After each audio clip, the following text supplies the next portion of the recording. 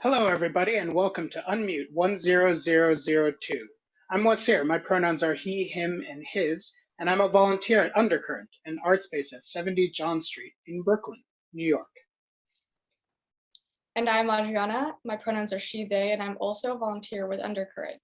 Wasir and I will be leading you through today's events, 10002's concluding event for Unmute, the Unveiling. Can all of the artists please turn their cameras on? Welcome.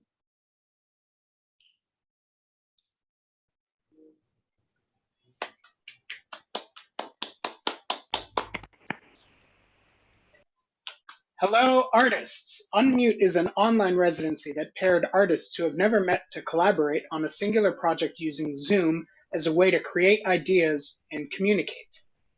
We've been watching the 3-month creative narrative unfold in a series of video recordings shared on our website, unmute.nyc, to gain insight into the creative process so frequently hidden from the viewer. Today, we will be seeing the culmination of these artists' projects in whatever shape that might look like. A prototype, a blueprint, or a slice of it. So let's begin the presentations with Team Stream, with Maria Lukáčová from the Czech Republic and Emily Shanahan from New York City.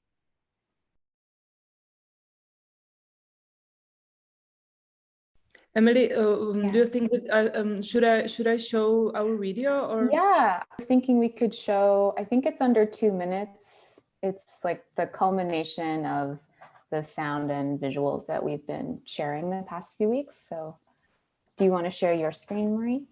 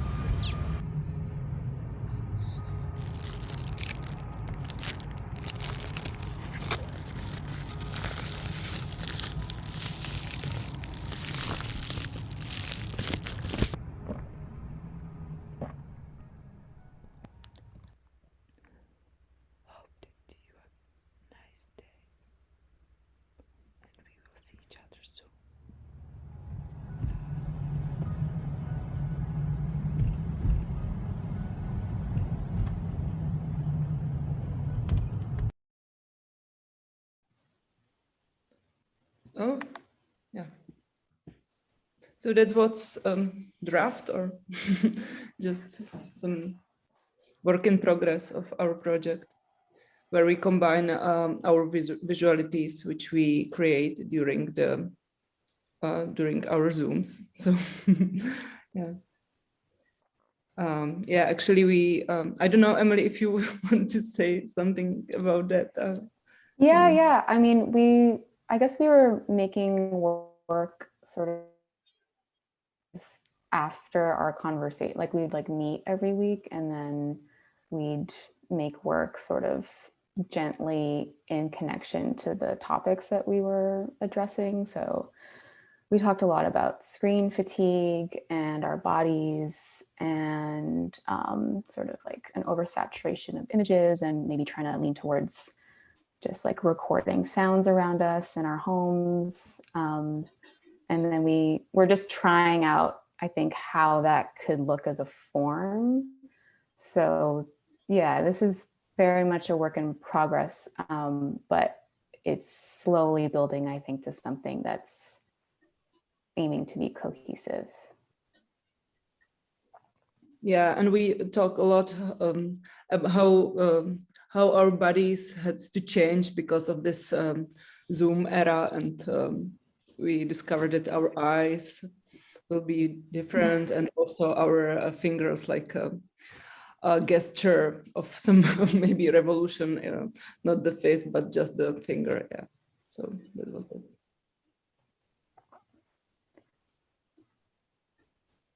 Yeah, it was, I think it was like challenging to figure out something to collaborate on using, obviously, like just meeting each other online and trying to create a work that works digitally. So Marie is so adept with digital animation, and I've been experimenting with these, like with my scanner, and playing a little bit with how images can be warped on that device. So it's nice in the process. Like it was experimenting with some forms that I hadn't before. Yeah. Yeah, thank you.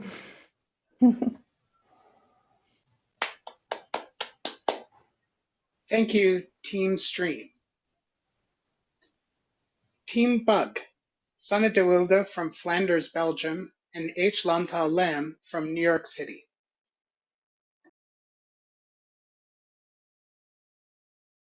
Hello, we are Team Bug.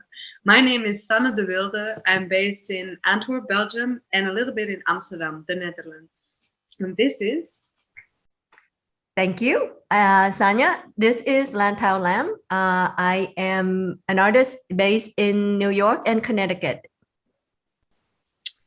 About our project, what actually led us to where we are now, which is still ongoing and a bit under construction, is that we both found ourselves sharing the urge to do something tangible, something physical, something in real space, even though this residency or collaboration didn't fully allow that because it took place in the virtual space.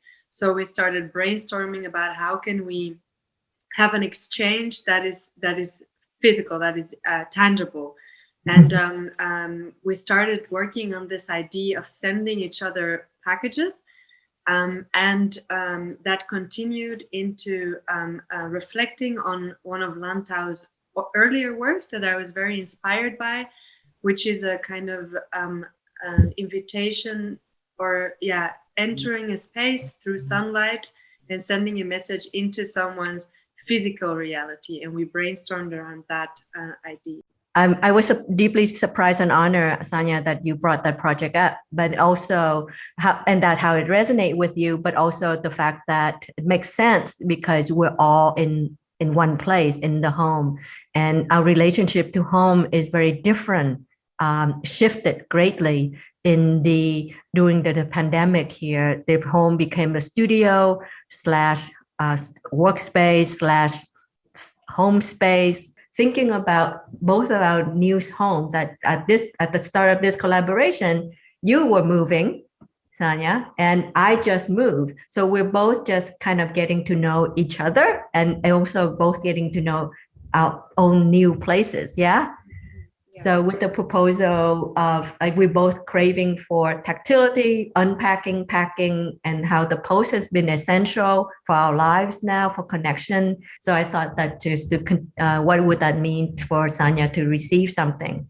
And likewise, so for the purpose of unveiling, this actually came for me.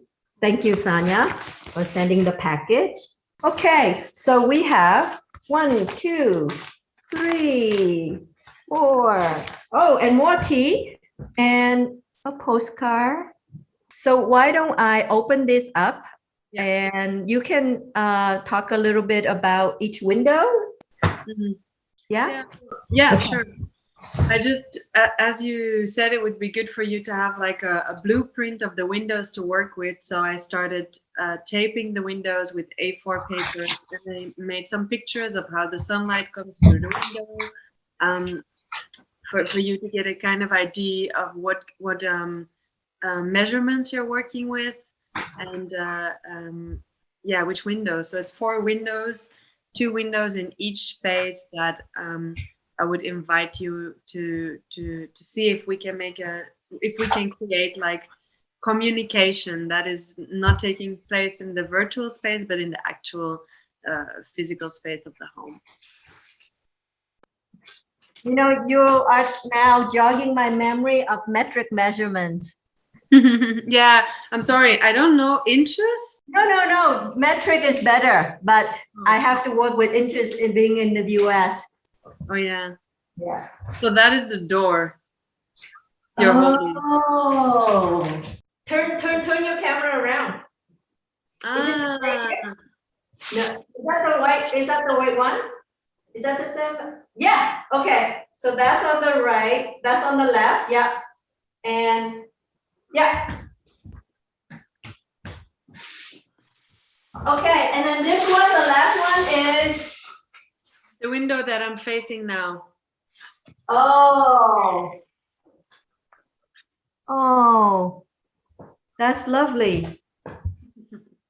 So this is our project. So the next task for me and for Sanya is, I think, Sanya, if you agree, is to think about how which window would receive what text or images using window filters that Sanya you can get wherever you are with these dimensions, and then I'm gonna have to think about sending you templates or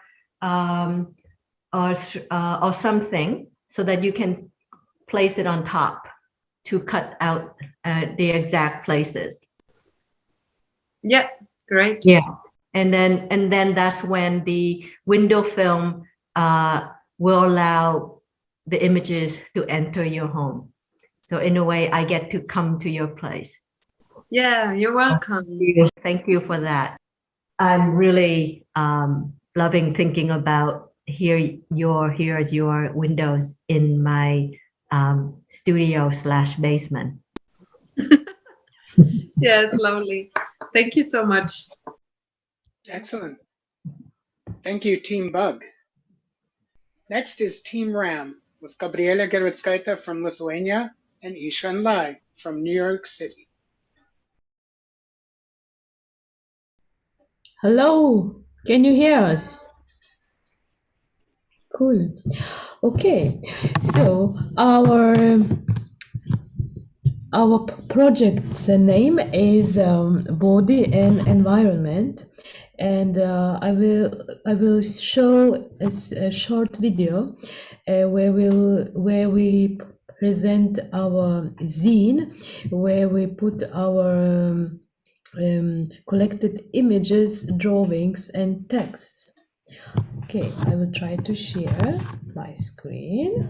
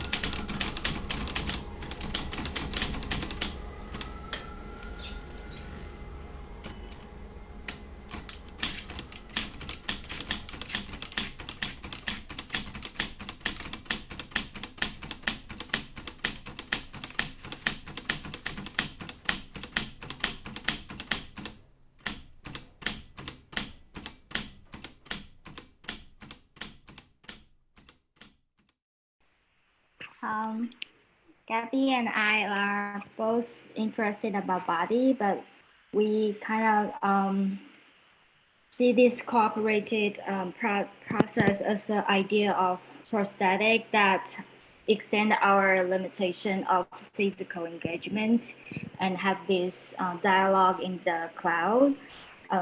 We approach the subject of the body with a very different way. So we took it for a while to figure out how to build up this bridge of our cooperation. In this project, we use text, and the text is that we from our conversation, when we have a mural board that we have our discussion, and the sounds from my studio and then from Gabby's surroundings, and also the flows of the image that I document around my studios. So as you can observe, like from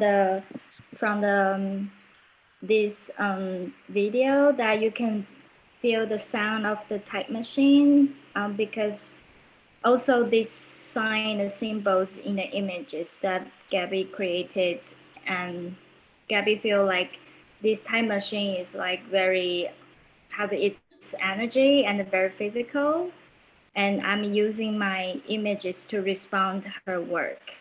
So these fragmentations of the text, sound, drawings, photographies is like the evidence of these bodily experiments of our surroundings.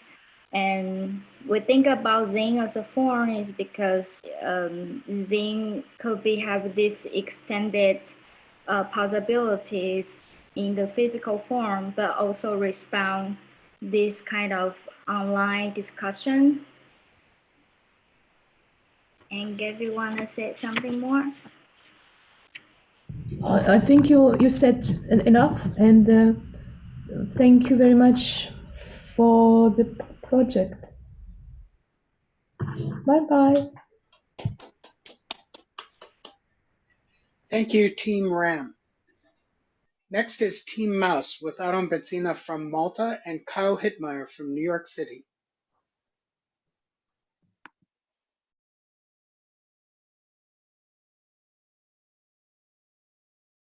Okay, you ready? Yeah. Okay. Okay. So the working title of this project is Structures of Post-Intimacy by Bezzina and Kyle Hittmeier. So to start off this project, what we wanted to do is give us an exercise called a semiotic square. And this is just a way for us to find overlaps or interesting spaces in between commonalities that we might share in our practice. A semiotic square works by creating two polar opposites on two axis systems and then trying to find the space in between. So for instance, what does object and non-object and non-space and space look like together? Once you plot that system, then you can find interesting overlaps in different areas that you might not have thought of before.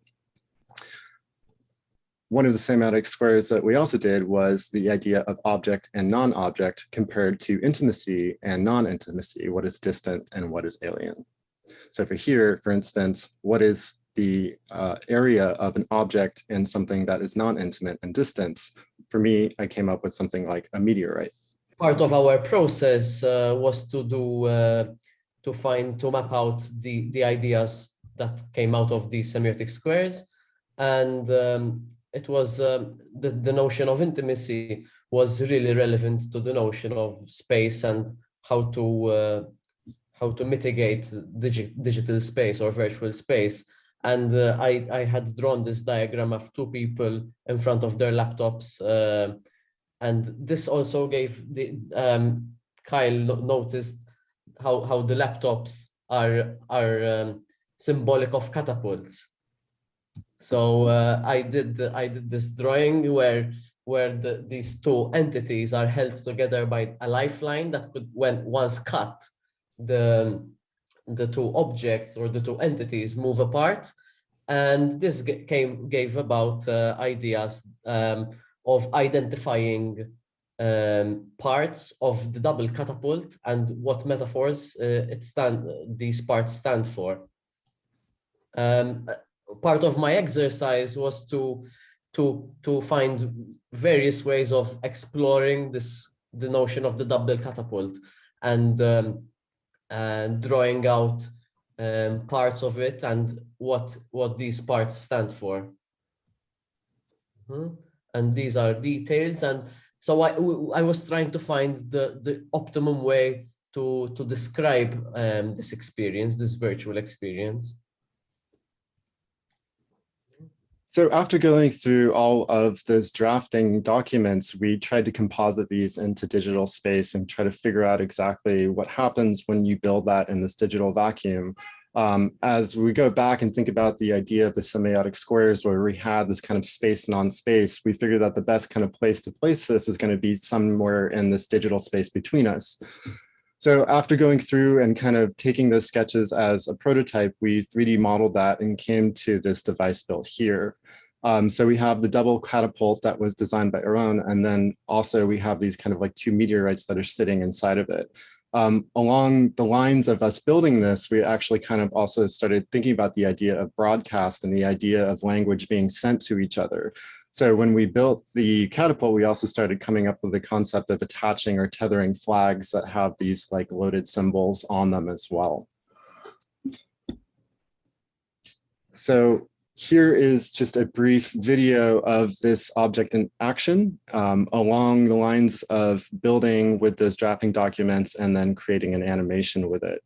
Also, at the same time, we're kind of able to invent our own physics here. So we're able to kind of allow it to shoot these projectiles and have their own sense of gravity as well.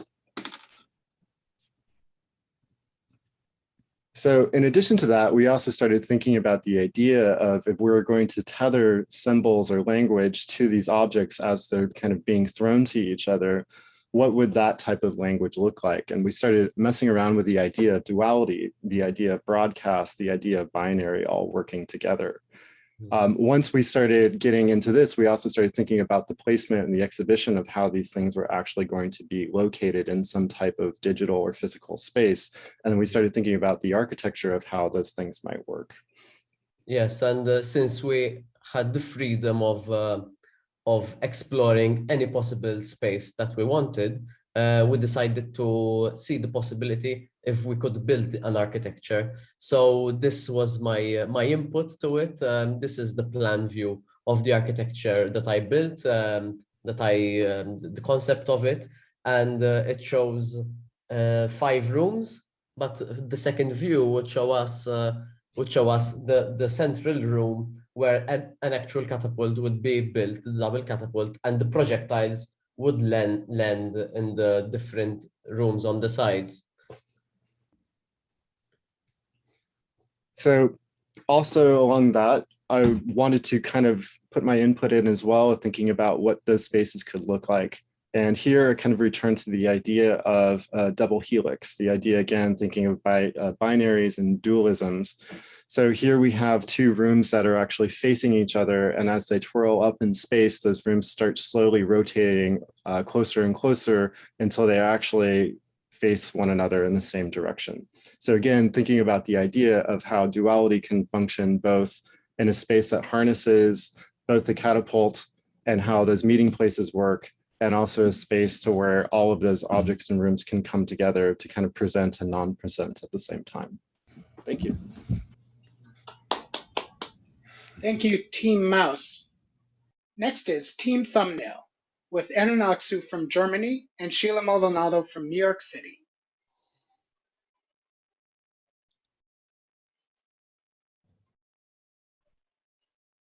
Hello. Hi, Yes, everyone. how you doing? Yes, we are going to be showing a video that we pre-recorded, and it pretty much covers everything we have been discussing over the past 10 weeks. Still is about migration, physical and digital.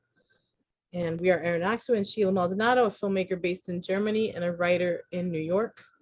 We're working on a video project called Still that could possibly be shown in an exhibition space. We started with Undercurrent Gallery's notion of matching artists who are digital natives born after 1986 and digital immigrants born before. Eren was supposed to be the native then, born after 1986, and I myself was the immigrant. We discovered that our roles were a bit reversed. I was more the native and with more of an ease with Zoom and social media, and Eren, the digital immigrant. Yeah, we also found out that we had physical immigration in common. I am a relatively recent immigrant to Germany from Turkey, and Sheila, the child of immigrants from Honduras to the US. In 2013 came up as an anchor point, the year I emigrated to Germany, and Sheila emigrated to the digital world with the purchase of an iPhone, a portable constant connection to the internet, and an easily accessible documentation tool. And in our video project, we will work with still images, actually, digital and analog.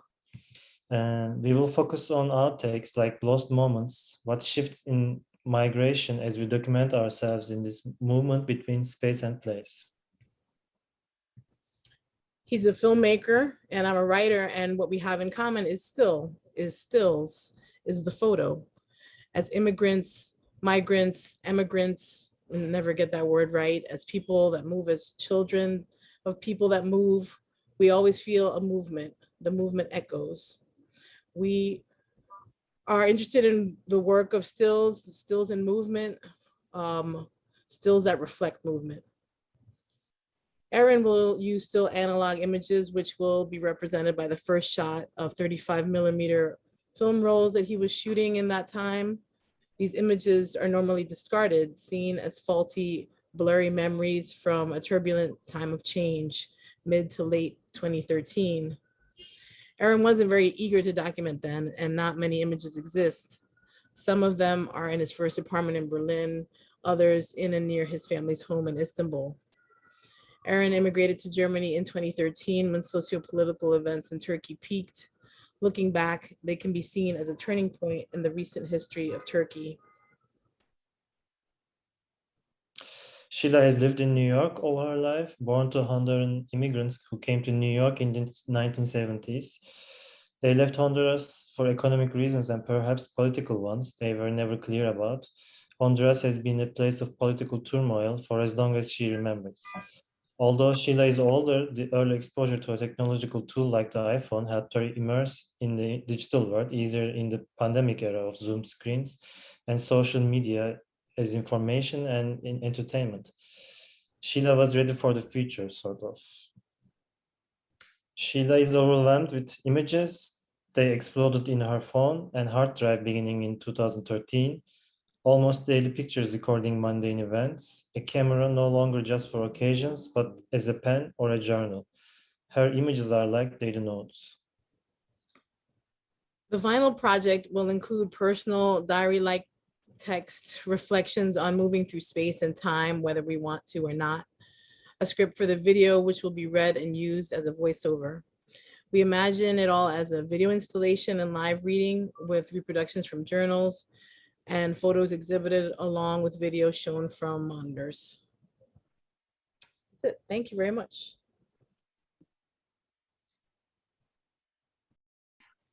Thank you, Team Thumbnail. Next are Sophie Guisset from Wallonia-Brussels, Belgium, and Will Calhoun from New York City.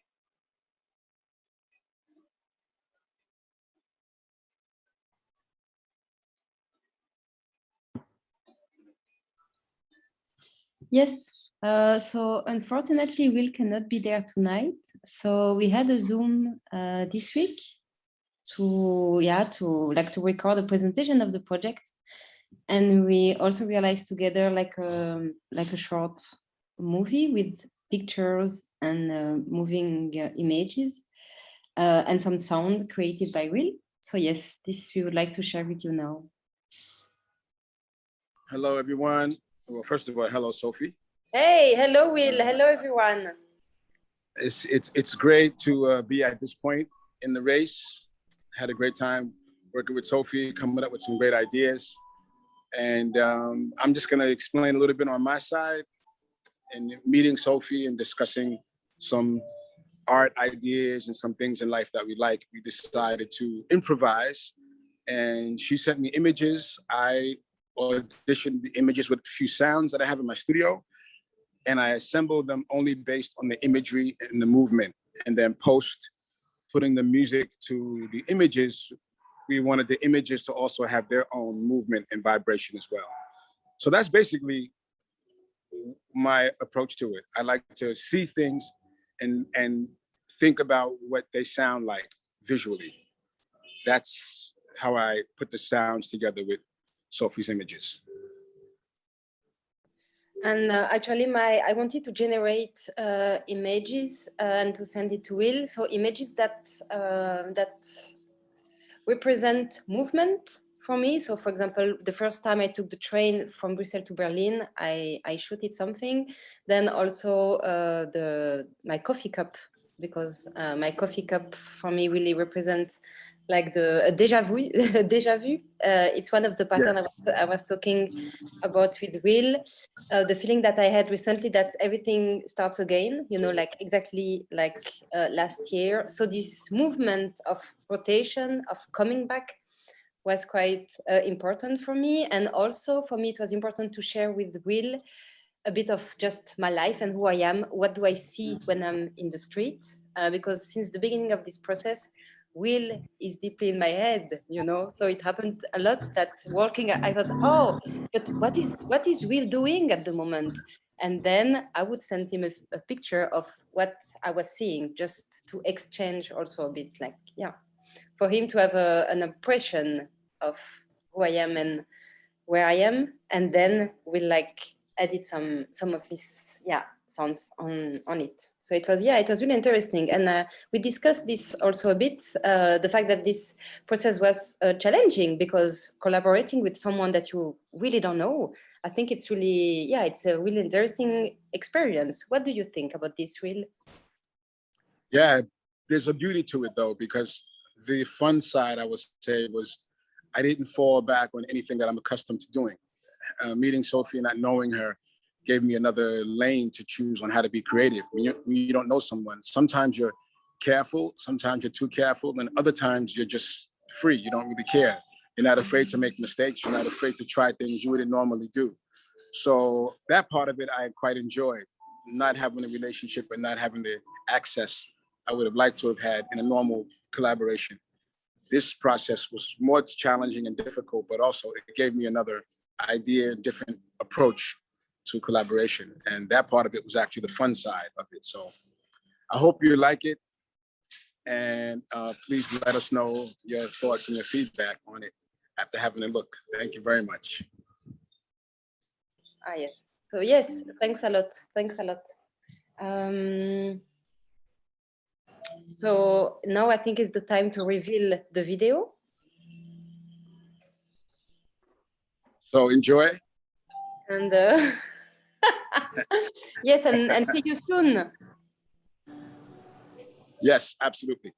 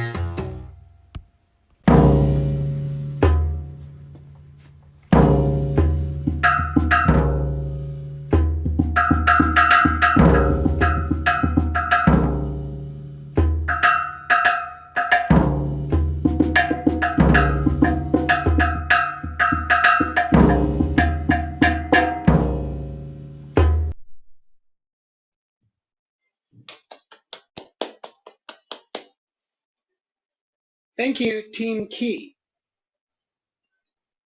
Next is Team Web with Olesja Katšanovskaja Münd from Estonia and Mo Kong from New York City.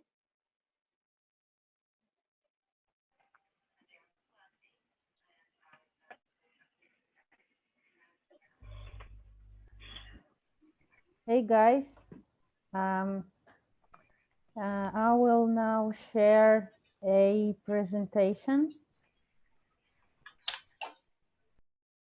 In our cooperation with Mo, we have found common ground, which is that we're both from industrial and mining towns. Coal is mined in Mo's hometown and oil shale in mine. So when we talk about the media, we choose a artificial intelligence generator. So we examined the topic of natural resources extraction from different aspects. And here is the oil shale and coal.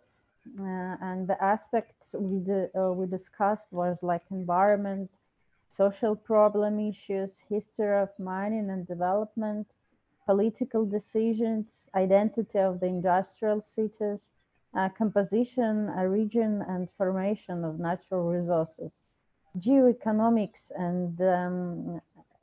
and economy of the countries, and also a cryptocurrency, what is nowadays being converted from energy obtained from this natural resource. So this topic leads us to use this artificial intelligence generator. Pictures from China, from Mo's hometown. These are pictures from Estonia, mining town, and oil shale and coal are fossil fuels of organic origin, and they are products of transformation of plant residues, less often animals and organisms under the influence of geological factors. And they are much older than for example, oil shale is much older than the oldest coal, which is only 300 million years old. And I found that approximately 40% of oil shale was formed during the Paleozoic era. And you can see the picture describing it. We have collected visual materials that reveals these aspects raised during the discussion. And with the help of the artificial intelligence generator, they were transformed into symbiotic image breed and created a new digitally generated image of our natural resource. From example, you see here through pictures, and with help of AI generator, it was generated from 3 pictures into this kind of landscape. And for example, these 3 pictures was generated in this kind of surface. And after that, these 3 pictures, you can see the rock on the left, the coal rock on the left, was generated in such a kind of new surface of the coal. In my situation, you can see that I was generated by 2 pictures. Like one is, you can see here a map, and this portraits of miners were generated in this kind of new image. So in the end, for example, the final generated picture was combined and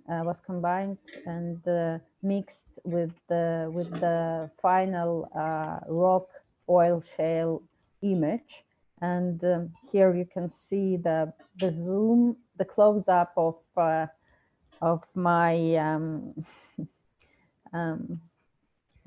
experiments with this process, and I also have already given a name for it. And here is the result of new surface oil of new surface of this oil shale rock. And this is also an interesting experiment I have made, that I use this new generated coal image and new generated oil shale image, and also add some pictures related to them. And you see in the bottom a new kind of generated image, like kind of mountain, very picturesque and like oil painted or something like that. And here is the short video, and we have traced the, I will show you. We have traced the how one natural resource mutates, going through different stages in transforming different historical, human, political, visual, internet documentation images into new image breed of surfaces created by the power of artificial intelligence. So thank you for your attention. Maybe more wants to add something. We actually wanted to make an NFT from this. We had kind of ideas and maybe some physical objects also, but it's in the beginning of our discussion. So if more wants to add something, you're welcome.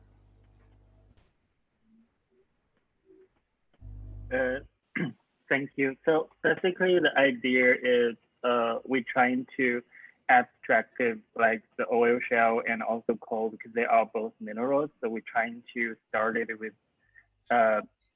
almost like a future archaeology way to reading what is the minerals would be look like, and all this natural force kind of shapes the abstractive form and layer by layer. So we wanted to kind of pushing backwards when we discovered this abstractive stone and then trying to reveal all the story behind it. So another thing we're trying to use is, instead of like natural programs, process, we were thinking more like all this social politics involved into how that will be formed and shape the stone. Thank you.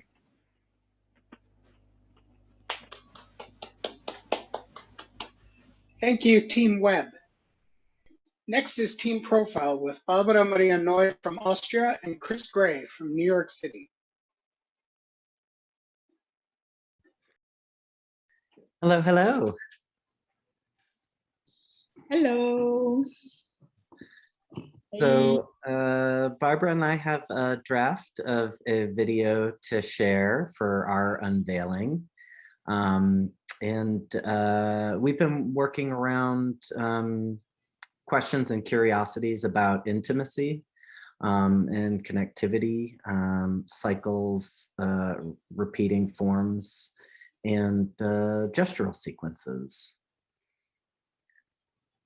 Shall I share my screen? Yes.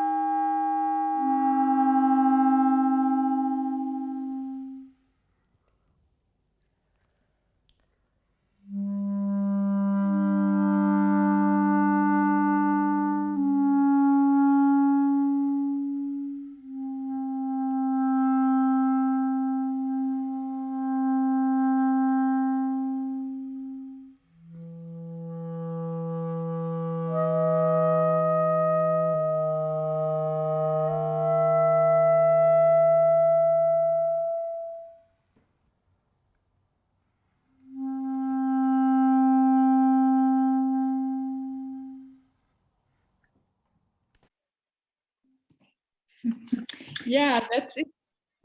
And actually, as you might have recognized or realized, it's the same fabric we have in that video. So we send it as fabrics via post, via mail, like, yeah, through the post, yeah. And the idea is to go on with this work or with the performance and do the same gestures and the same like sculptures and positions we did in the video, also with the fabrics in live, once we meet in live, in real. So yeah, so this work can go on our whole life, I guess. Yeah. Thank you. Thank you, Team Profile. Next is Team Branch with Alex Mirutziu from Romania and Sydney Shavers from New York City.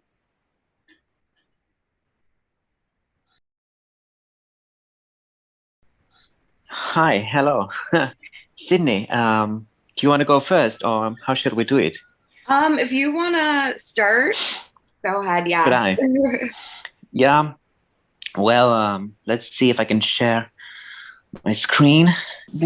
First of all, I had a wonderful collaboration with Sydney. I mean, it seemed that we clicked, in this collaboration, and not only intellectually, but also on the approach of the materialization of the whole project. So, and I may add that there was a proposal from the beginning, I think, and Sydney would maybe confirm after that we wanted to challenge ourselves beyond this kind of interface medium to produce a sort of object, to produce like real life kind of object, if that makes sense. Yeah, so for our project, we are planning on having an installation because we both are really interested in objects and their relationship to, I'd say, like reality or like use. Is that right, Alex? Do you think something like that? Oh yeah, I think that's right. Yeah. Cool. Perfect. Yeah. So I am, so Alex is making some screen work and some objects that he'll talk about, but I am making some chairs in relationship to these objects and also plinths. So we're thinking a lot about, again, like the way objects are arranged and this idea of installation and exploring like concepts of language through an installation. And this idea of embodiment is huge, I think, in our work. So yeah, installation really made sense. So I'm planning on making chairs. These are prototypes of chairs that kind of act as a transparent or green screen or something that could be projected. But what's really interesting about these chairs is that they're very uncomfortable to sit in, like after a while, and you are aware that you are sitting in a object that is supposed to take the place of a chair or functions in that same way. So on my end, like I'm hoping to affect the viewer that's watching Alex's videos to think about also their placement in relationship to his videos, but also to the way that their body exists in relationship to like a chair and that like transparency of a chair, you know, that idea of reality and concepts of reality in regards to objects. And also, yeah, so I'm also showing this chair, which has, I'm planning on making green chairs as well. So not only will there be a Photoshop background on transparency on some of these chairs, there will also be like green screen, which I think is another type of embodiment or another type of like experience of like the digital and like that disembodiment. A lot of people say that separate, I know right now AFK and IRL, which I think is really interesting because, you know, the internet is a physical object. It isn't, you know, it is a system that we have a physical relationship to. So this concept of reality and that way that we separate that is something that really interests me. And this idea of potential. And I'm going to throw this over to Alex. as a performer and a visual artist as well, I was keen on experimenting with the notion of the in-between spaces and the need for infrastructure in order to acknowledge some sort of presence, and as well as to come back to myself. I was interested in how discomfort can create content, and I guess here I'm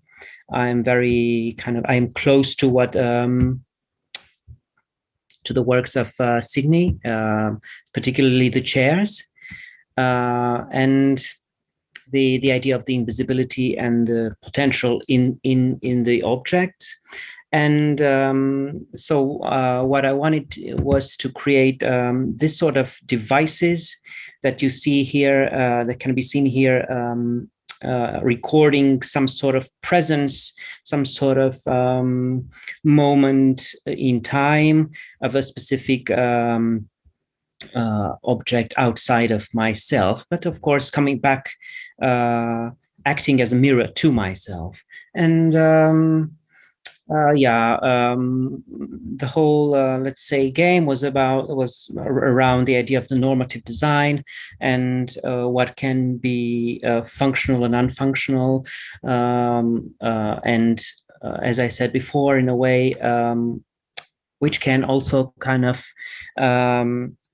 bring new ideas and creative content. In this particular work,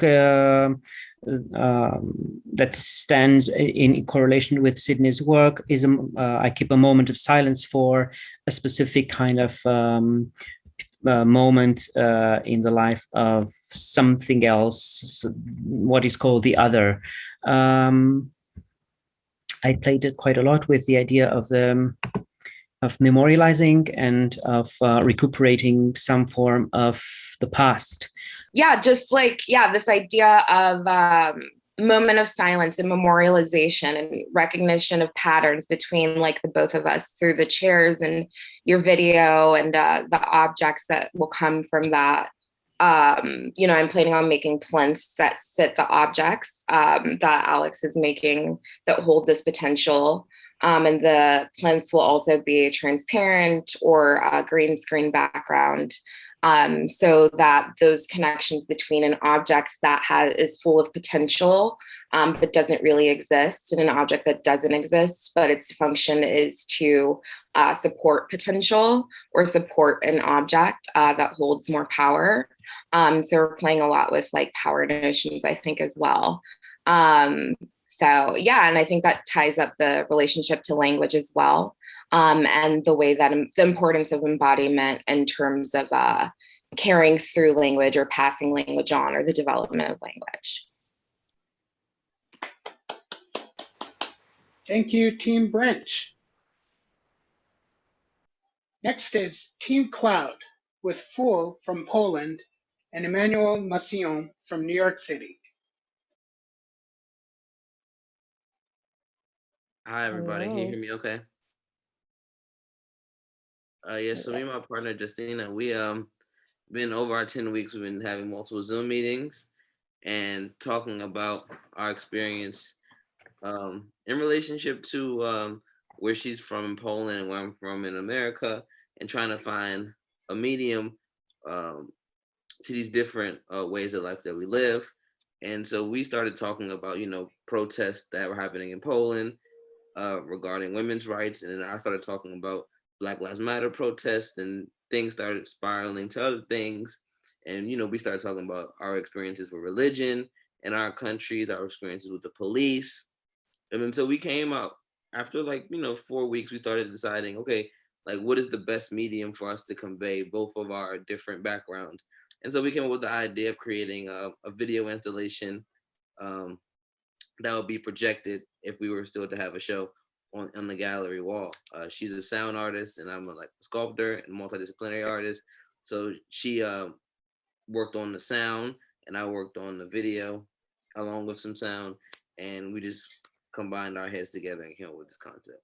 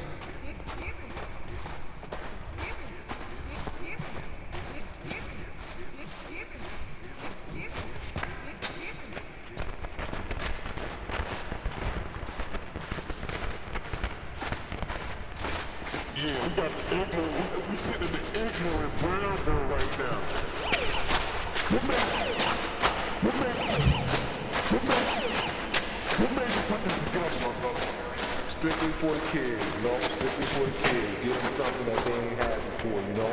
Bring something to the hood that we ain't never had out here. You know, a new experience. You know what I'm saying?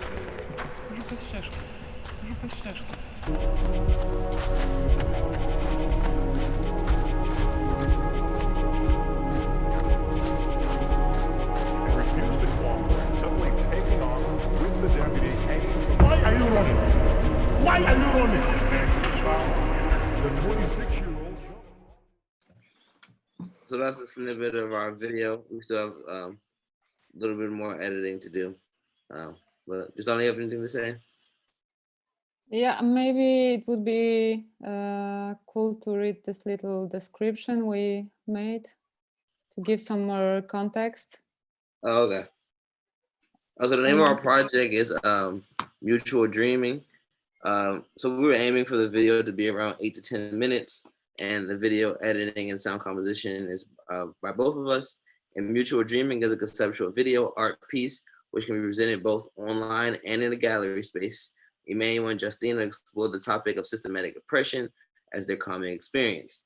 In 2020 in America, as well as Poland, was the year of huge protests and social unrest with the Black Lives Matter protests and women's strike protests. Both artists are transforming this experience and hope for a better world in a surreal 10-minute long video art piece. Mutual Dreaming is depicting the hope and fears deeply rooted in modern mind, searching for its roots in unconsciousness. Justana is using video miniatures recorded on the Bald Mountain, a very symbolic place for Polish culture and pre-Christianity spirituality and pagan resistance towards the Catholic Church. The audio parts are sonified photographs of anti-church graffitis taken during the protests in 2020.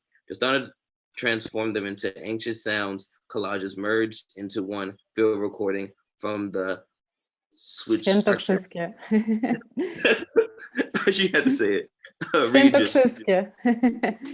Yeah, this one is hard. I know. Myself, artist Emmanuel Massillon, is using found video from the internet. Videos such as clips from the Black church worship, news clips, TV recordings, protests, and online memes. Massillon believes that these different forms of media play a role in how African Americans are viewed internationally. By using these different videos in contrast with his partner's sound and video recordings, he hopes to find similarities between both of their cultures and in an indirect execution. So that's basically the write-up for our project, just to give you what it's about. So thank you guys for watching. Yeah, thanks.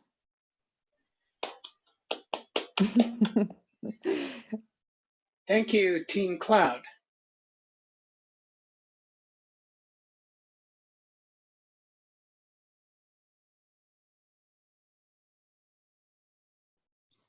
We'd like to thank all of the artists and consultants who have participated throughout this project, and to the invisible energy and support behind Unmute 10002, specifically UNIC New York and Undercurrent and its team. This project was realized with financial support from UNIC, European Union National Institutes for Culture, Europe's network of national cultural institutes and organizations, with 36 members from all EU member states. A special thanks to the Austrian Cultural Forum New York, the Czech Center New York, the Consulate General of Estonia in New York, Delegation of Flanders to the USA, Wallonia-Brussels International in New York, Goethe Institute New York, the Lithuanian Cultural Institute, Arts Council Malta in New York, Polish Cultural Institute New York, Romanian Cultural Institute, the Hope Recycling Station, and the Jędrzej Chlapecki Society, who all co-organized this project. And finally, additional special thanks to the European Union delegation to the United Nations.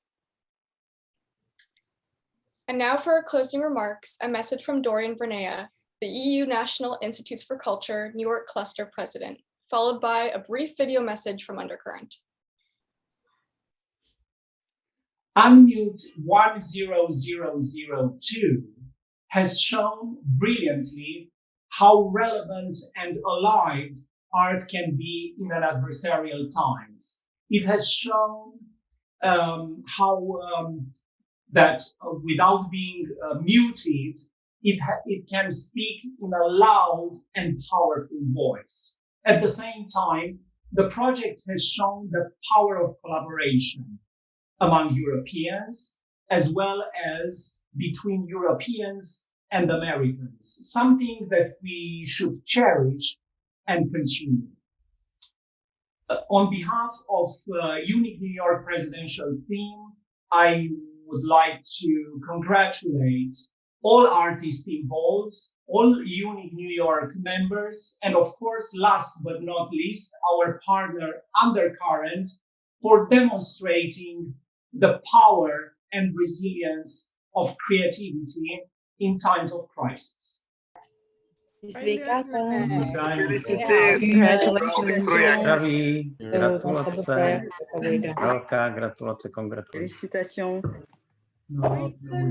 Europa! Lietuva! Wallonia!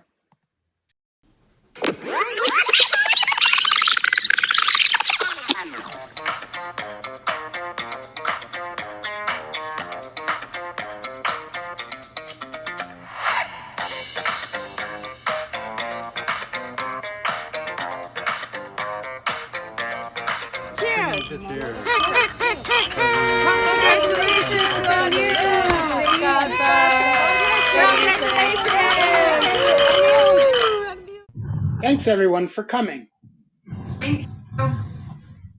Goodbye.